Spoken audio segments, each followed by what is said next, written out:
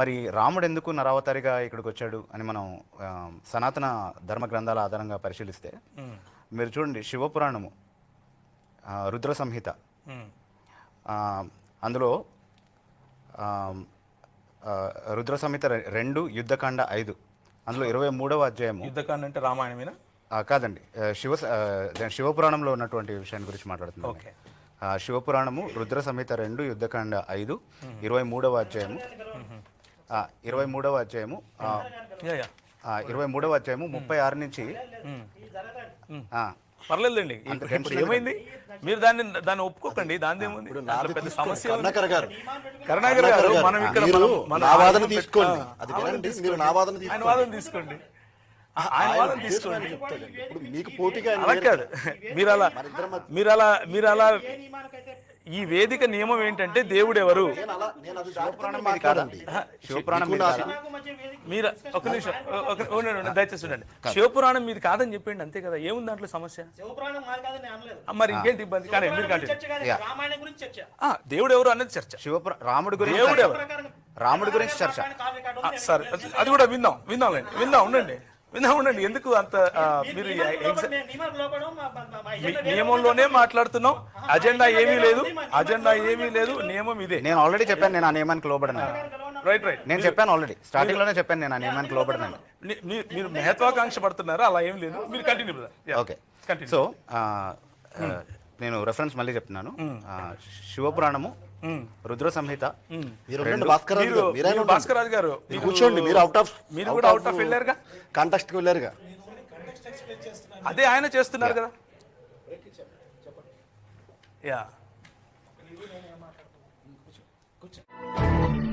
కొనసాగిద్దాం. బిబి గారు, మీ ఉద్దేశం. ఓకే, సో నేను ఇందాక చెప్పిన విధంగా యేసుక్రీస్తు ప్రభు ఈ లోకానికి పాపులను రక్షించడానికి వచ్చాడు. అయితే పాపులను రక్షించడానికి ఉన్నటువంటి ఒకనొక అర్హత ఏంటి అని అంటే ఆయన స్వయంగా పాపరహితుడై ఉండాలి. ఓకే. సో యేసుక్రీస్తు ప్రభు యోహాను సువార్త 8వ అధ్యాయము 46వ వచనంలో చాలా స్పష్టంగా నాలో పాపం ఉందని ఎవరు నిరూపించగలరు అనే సవాల్ విసిరారు. అయితే ఇందాక భాస్కర్ రాజు గారు మాట్లాడుతూ కూడా రాముడు అనేకుల్ని వారి శాపంలో నుంచి విడిపించడానికి వచ్చారు అన్నట్టు మాట్లాడారు. అహల్య ఉదాహరణ అవన్నీ కూడా చెప్పారు.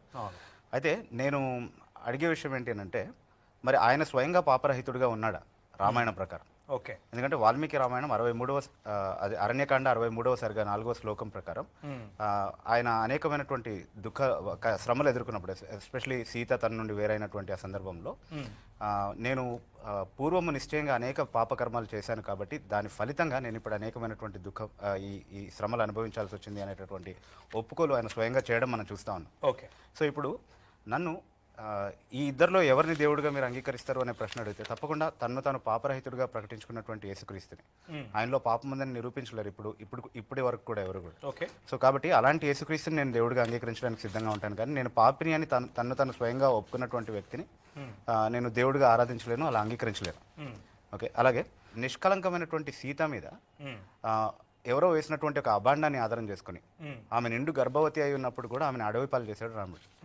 ఇది వాల్మీకి రామాయణం ప్రకారమే మనం చూస్తున్నాం యాక్చువల్గా. ఓకే. సో అంటే ఏ పాపము చేసిన వారి మీద ఉన్న నిందని సైతం తొలగించగలిగే వాడు దేవుడు అవుతాడు, కానీ ఏ పాపము చేయనటువంటి వారి మీద ఉన్నటువంటి లేనిపోని అభాండాలు వేసిన దాన్ని నిందగా వారి పైన మోపి బ్రతికుండగానే వారికి నరకం చూపించినటువంటి ఒక వ్యక్తిని దేవుడిగా నేను అంగీకరించలేదు. మనము ఇక్కడ రామాయణంలో చూస్తే మనం శంభుక వధ గురించి ఒకవేళ మాట్లాడుకుంటే అక్కడ వర్ణ ఆధారంగా చూపించబడినటువంటి వివక్ష చాలా స్పష్టంగా మనకు కనబడతా ఉంది. సో మీ టైం అయిపోయిందండి, కంక్లూడ్ చేయండి. సో ఏ వివక్ష లేకుండా అందరినీ అక్కున చేర్చుకునేటటువంటి యేసుక్రీస్తు దేవుడా, లేదా వర్ణాధారంగా వివక్ష చూపించేవాడు దేవుడా అంటే తప్పకుండా ఏ వివక్ష చూపించిన వాడే దేవుడు అని నేను అంటాను. Thank you. విభు గారు మాట్లాడుతూ రాముడు నేను పూర్వం అనేక పాపాలు చేశాను, అందుకే నాకు ఈ కష్టాలు వస్తున్నాయని చెప్పుకున్నాడు స్వయంగా. మరి స్వయంగా పాపం చేశానని చెప్పుకున్న వాడిని దేవుడని ఎట్లా అనాలి అని చెప్పి ఆయన అన్నారు. అయితే ఇక్కడ రాముడు ఒక మానవులకి ఆదర్శవంతమైనటువంటి జీవితాన్ని చూపించడానికి, మాదిరి జీవితాన్ని చూపించడానికి వచ్చాడు. వచ్చినప్పుడు రాముడికి కష్టాలు, అనేకమైన శ్రమలు వచ్చాయి. వచ్చినప్పుడు జనరల్గా సహజంగా ఈరోజు మానవ సమాజంలో ఎవరైనా సరే ఏమనుకుంటారు, ఎప్పుడు ఏ పాపం చేశామో ఈరోజు ఈ శ్రమ వచ్చింది, ఈ కష్టం వచ్చిందని అనుకుంటారు. అంటే ఈ ధోరణి, ఈ దృక్పథం ఎలా వచ్చింది, ఎక్కడి నుంచి వచ్చిందంటే సహజంగా సనాతన ధర్మంలో దేవుడు పక్షపాతి కాడు. ఎవరికైనా ఒక సుఖం ఒక కష్టం వచ్చింది అంటే దానికి వాళ్ళు చేసుకున్నటువంటి కర్మల ఫలితంగా ఇస్తాడు తప్ప ఒకళ్ళకి అయాచితంగా సుఖాలు ఇవ్వడం, ఒకళ్ళకి నిర్దాక్షిణ్యంగా వాళ్ళని శ్రమల పాలు చేయడం అనేది దేవుడికి ఇంట్రెస్ట్ ఉండదు. వాళ్ళు చేసుకున్న కర్మల ఫలితంగానే ఆ కర్మల ఫలితాలు వస్తాయి తప్ప దేవుడికి అందులో పక్షపాతం ఉండదు అనేటువంటి ఒక దృక్పథం సనాతన ధర్మంలో ఉంది. ఇప్పుడు మరి నిజానికి వాస్తవంగా రాముడు ఇంతకుముందు ఆయన పాపకర్మలు చేసి వచ్చాడా అంటే లేదు. ఆయన తనకు తానుగా నియమాలు పెట్టుకుని 11,000 సంవత్సరాలు మత్స్యలోకంలో జీవించాలి అని చెప్పి దానికి ఒక అవతార ప్రయోజనాలు పెట్టుకుని వచ్చాడు. కానీ నేను ఇప్పుడు ఆ సందర్భంలో రాముడు వచ్చి నేనే పాపం చేయకపోయినా నాకు ఈ శ్రమలు వచ్చాయంటే దేవుడు పక్షపాతి, దేవుడికి పక్షపాతం ఉంది. రాముడు ఏ పాపం చేయకపోయినా సరే శ్రమలు వస్తున్నాయి అనేటువంటి ఆరోపణ దేవుడి మీద చేసినట్లు. కనుక నిజానికి రాముడిలో ఎలాంటి కర్మ ఫలితాలు లేకపోయినా కూడా, కర్మబంధనాలు లేకపోయినా కూడా మానవులందరికీ కూడా ఈ దృక్పథాన్ని అలవరచడానికి అక్కడ ఆ స్టేట్మెంట్ ఇచ్చాడు. సీతని అరణ్యవాసానికి పంపడం గురించి చెప్పారు. సీత ఎలాంటి దోషం, సీత ఎలాంటి పాపం చేయకపోయినా కూడా అరణ్యవాసానికి పంపాడని చెప్పి అపవాది వేసి పంపాడు. చాలా రాంగ్ స్టేట్మెంట్ ఇది. రాముడి మనసులో స్వయంగా స్పష్టంగా సీత ఏమిటనేది తెలుసు. ఉత్తరాఖండ 97వ సర్గ 45వ శ్లోకంలో రాముడు వాల్మీకితో, మహాముని లోకాపవాదం బలవత్తరముగా ఉండుట చేత నేను సీతను విడిచితిని, ఈమెలో ఏ పాపం లేదని తెలిసి కూడా నేను లోక భయం చేత త్యజించితిని. అంటే తను ఒక రాజుగా ఉన్నాడు, ఒక రాజ్యానికి రాజు బాధ్యతల్లో ఉన్నాడు కనుక పట్టమహిషి మీద ప్రజల్లో అపవాదం ఉంది కనుక పరిత్యజించవలసి వచ్చింది తప్ప రాముడు ఇష్టపూర్వకంగా సీతను వదిలిపెట్టలేదు. చాలా దుఃఖించాడు, సీతను వదిలిపెట్టడానికి చాలా వేదన పడ్డాడు. తనకి నష్టం జరుగుతున్నా కూడా ఆ నష్టాన్ని ప్రజల కోసం భరించాడు. అందుకే ఈ అపవాదం వచ్చిందని ముందే ఊహించి అగ్ని పరీక్ష ఆ సందర్భంలో కూడా సీతను వెంటనే తీసుకురాలేదు లంకలో నుంచి. ఇట్లా తీసుకువెళ్తే ప్రజల్లో ఈ అపవాదం ముందే ఆ రోజు ఊహించి అప్పటికే సీత పాతివ్రత్యాన్ని, సీత యొక్క మహిమను లోకానికి తెలియజేశాడు. అయినా సరే ఈ లోకం యొక్క ధోరణి అలా ఉంటుంది కనుక ఇట్లాంటి అపవాదం వచ్చింది. అప్పటికి కూడా సీతను పరిత్యజించడం అనేది రాముడికి చాలా దుఃఖ కారణం. అది ఇక్కడ రాముడు సీతను పరిత్యజించడం అనేది మీరందరూ దీన్ని ఫాలో అవ్వండి అని చెప్పలా మనుషులందరికీ. ఆయన రాజు స్థానంలో ఉన్నాడు కనుక ప్రత్యేకమైన పరిస్థితుల్లో తీసుకునే నిర్ణయం అది. దాన్ని సాధారణ మానవులందరూ కూడా తన భార్య మీద ఎవరైనా నింద వేస్తే పరిత్యజించమని అర్థం కాదు. రాముడు ప్రత్యేక సందర్భంలో తీసుకున్న నిర్ణయం. అక్కడ రాముడు రాజుగా ప్రత్యేక పరిస్థితుల్లో తీసుకున్న నిర్ణయం అది కూడా తనకు నష్టాన్ని, బాధని, దుఃఖాన్ని కలిగించేదైనా సరే తను వేదనని, శ్రమని అనుభవించి తీసుకున్న నిర్ణయం సీతను పరిత్యజించడం. అలా అని చెప్పి సీతను దిక్కుముక్కు లేకుండా వదిలేలా. అక్కడ వాల్మీకి ఆశ్రమం ఉంది, ఆ ఆశ్రమ పరిసర ప్రాంతాల్లో వదిలిపెట్టరామని చెప్పి లక్ష్మణుడు పంపిస్తాడు. అంటే ఆమె యొక్క సెక్యూరిటీ గురించి కూడా ఆలోచించాడు. కానీ ఇక్కడ బైబిల్ ఏంటంటే చూడండి, ఫస్ట్ ఆఫ్ ఆల్ రాముడు పాపం చేయకపోయినా నేను పాపం చేశాను కాబట్టి ఇలా చేస్తున్నాను అని చెప్పడమే ఒక పాపం. ఎందుకంటే అదొక అబద్ధం ఫస్ట్ ఆఫ్ ఆల్. సో రాముడు అబద్ధం ఆడాడు అని కరుణాకర్ గారు ఒప్పుకుంటున్నారు ఇక్కడ. ఓకే, అలా కాకపోతే ఆయన సరిచేయాలి నన్ను. అంటే మీరు రాముడు అబద్ధం చెప్పాడా అని ప్రశ్నిస్తున్నాను. Okay, yeah. సో అదే ఒక పాపం అవుతుంది ఇక్కడ. ఓకే, అది అలా ఉంచితే సీతను విడిచిపెట్టడానికి కారణం అందరూ అలా చేయమని కాదు. అవును, అంటే అందరూ అలా చేయమని అంటున్నాడని నేను కూడా అనలేదు. కానీ నా ప్రాబ్లం ఏంటి అంటే ఆయన రాజుగా ఉంటే ఎవరైనా అపవాదు వేసినప్పుడు, తన సొంత భార్య మీద అపవాదు వేసినప్పుడు ఆ అపనింద వేసినటువంటి వారి వైపు ఆలోచించాలా, లేదా తన భార్యని, నిష్కలంక అయినటువంటి తన భార్య యొక్క శీలాన్ని కాపాడుతూ మాట్లాడాలా? అంటే ఆ అపవాదు వేసినటువంటి వారితో ఏకీభవించినట్టు అయిపోయింది కదా ఆమెను దూరం చేసుకోవడం వల్ల. సో దానివల్ల తన సొంత భార్యకి సంరక్షణ లేనటువంటి ఒక వ్యక్తిని దేవుడిగా ఎలా అంగీకరించాలి అన్నది నా సమస్య.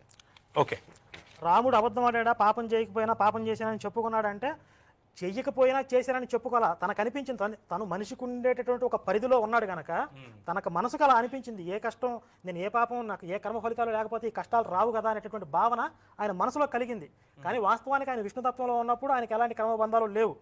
కానీ ఆ పరిధిలో జీవించాడు కనుక ఆ పరిధిలో ఉన్నటువంటి మనస్తత్వంలో వచ్చినటువంటి భావన అది తప్ప ఆయన ఉద్దేశపూర్వకంగా అబద్ధం చెప్పాడని కాదు. అదేంటి ఆయన అదే రాముడు విషయాన్ని గురించి మాట్లాడుతూ, రాముడు తాను పాపం చేశానని ఒప్పుకున్నటువంటి సందర్భాన్ని గురించి మాట్లాడుతూ తాను ప్రస్తుతం ఉన్నటువంటి ఆ మానవ జన్మలో ఉన్నటువంటి పరిమితుల్ని బట్టి అలా మాట్లాడుతున్నాడు. కానీ పూర్వజన్మలో ఆయన విష్ణువుగా ఉన్నప్పుడు అలా కాదు అని అంటున్నాడు. చాలా స్పష్టంగా చెప్పాడు. విష్ణువుగా ఉన్నప్పుడు అలా కాదు అని చెప్పడానికి రామాయణం బయటికి వెళ్ళక్కర్లేదా చెప్పడానికి? అంటే నేను మాత్రం రామాయణం బయటికి వెళ్ళి చెప్పకూడదు, కానీ ఆయన మాత్రం రామాయణం వెలుపల ఉన్నటువంటి విషయాన్ని ప్రస్తావిస్తారు. అందుకే నేను రామాయణం వెలుపల ఉన్నటువంటి విషయాన్ని ప్రస్తావించి ఏం చెప్తున్నాను అంటే, ఆయన విష్ణువుగా ఉన్నప్పుడే తులసిని మానభంగం చేసి ఆమె పెట్టినటువంటి శాపం కారణంగా ఆయన రాముడి అవతారం ఎత్తాడు. ఎందుకంటే ఆమె పెట్టినటువంటి శాపం ఏంటంటే దానికే ఇందాక రెఫరెన్స్ ఇవ్వబోయాను, కావాలంటే ఇప్పుడు ఇస్తాను మళ్ళీ. ఓకే, అయితే దాని కారణంగా ఆమె పెట్టినటువంటి శాపం కూడా ఏంటి అంటే రామాయణంలో ఉన్నటువంటి విషయాలే.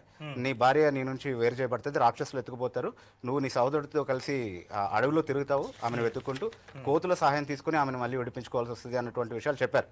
సో ఆయన పూర్వజన్మలో అలాంటి స్థితిలో లేడు, పాపపు స్థితిలో లేడు విష్ణువుగా ఉన్నప్పుడు అని చెప్పడానికి చెప్పడానికి ఎలాంటి ఆధారం లేదు. ఒకవేళ ఆయన చెప్పినా కూడా రామాయణంకి బయటికి వెళ్ళి చెప్పాడు, ఆయన నియమాన్ని ఆయనే ఉల్లంఘించుకున్నట్టుగా ఇక్కడ తెలుస్తోంది. సో అదొక విషయం.